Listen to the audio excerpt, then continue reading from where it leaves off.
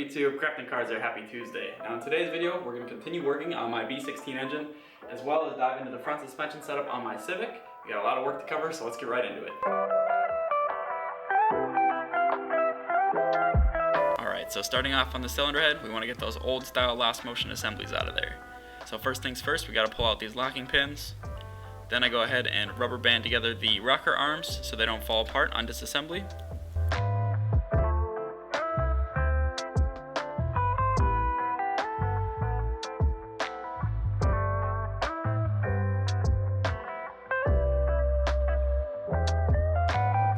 Then there's 3 plugs I gotta remove, 2 of them on the timing belt side. You can break them free with an Allen wrench, 8mm.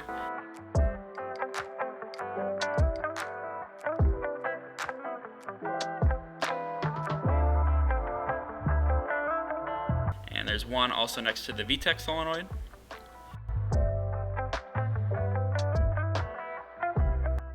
Now we can safely remove both the valve rocker shafts. I like to use my Allen wrench to kind of help push them out the side and then pull them out.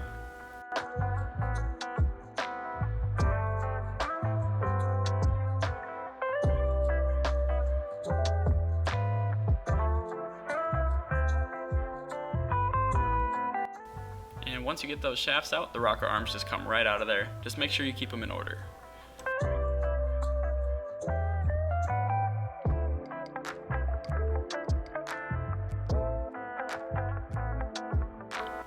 And now we can pull out our lost motion assemblies. We will be installing the new style later in this video when they come in the mail.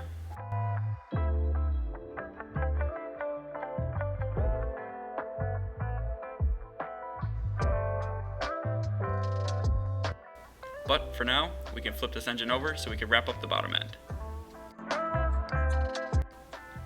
So starting with the windage tray, we torque these bolts down to 8 foot-pounds.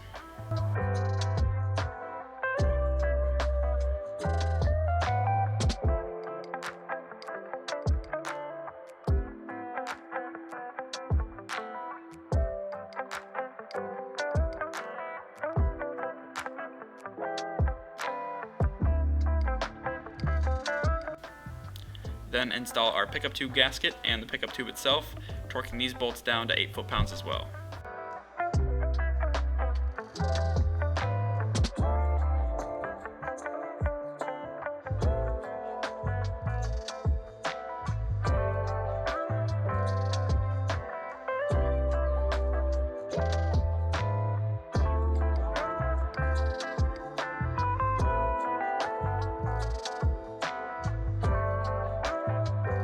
Moving on to the oil pan, we lay down our new OEM gasket, setting the pan on and torquing the bolts down from the center outward, just enough where the gasket starts to evenly squish out.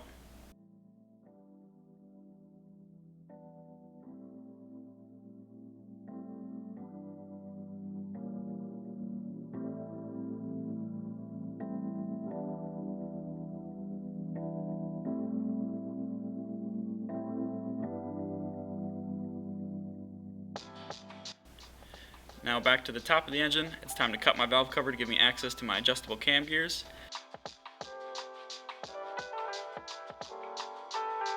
I find the center of my cut just by looking through the center of the gear and lining it up with the cam journals.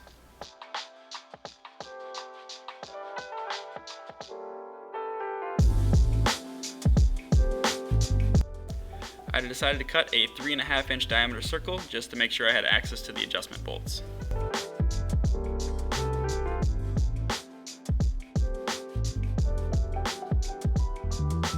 I like to use a center punch, not only to mark the hole, but to help guide the drill bit.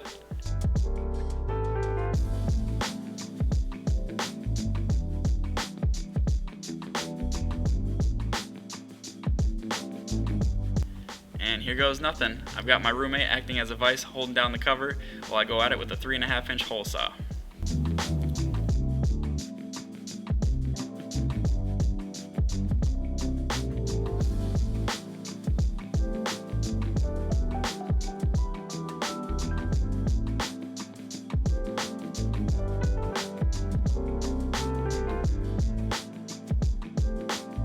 Then we run a stone bit over the edge just so nobody cuts themselves. We then pull back the tape, and I was pleasantly surprised at how clean it turned out.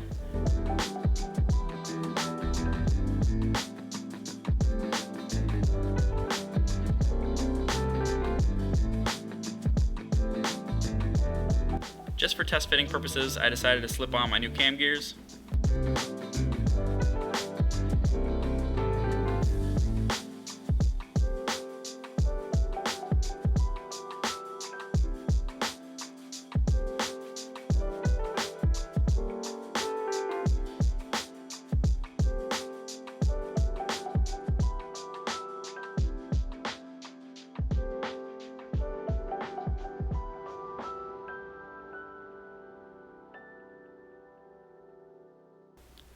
And it looks good enough for the girls I go out with.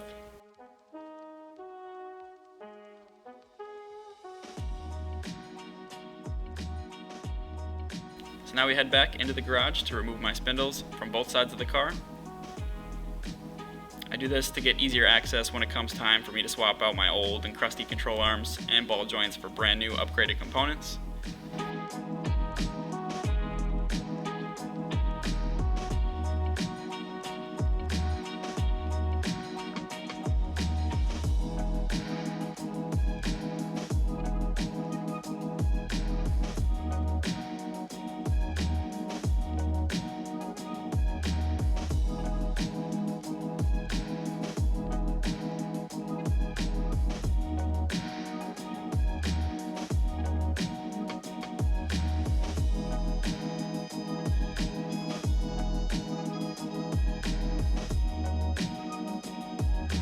Tearing them down is pretty straightforward, although I did have one axle nut that did not want to loosen up.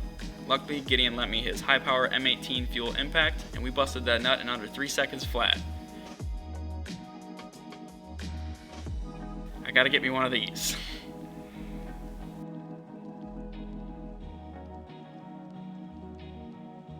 So now we're back working on cutting my access holes for my cam gears, and now we gotta cut the plastic timing belt cover.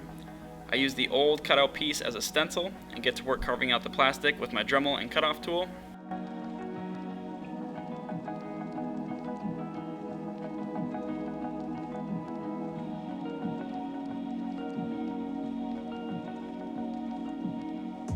And it looks pretty good. Now that we know everything fits, we can take it back off and install my new Lost Motion assemblies that just came in the mail. These literally just drop into place. It's a super easy install.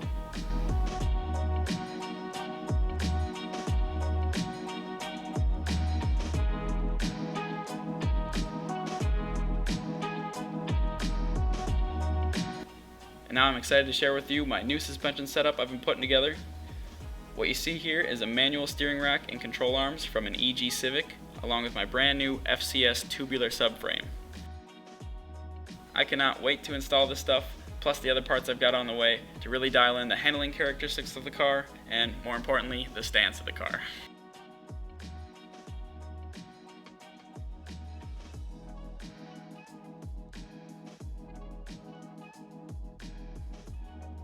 So, once again, thanks for tuning in to Crafting Cars.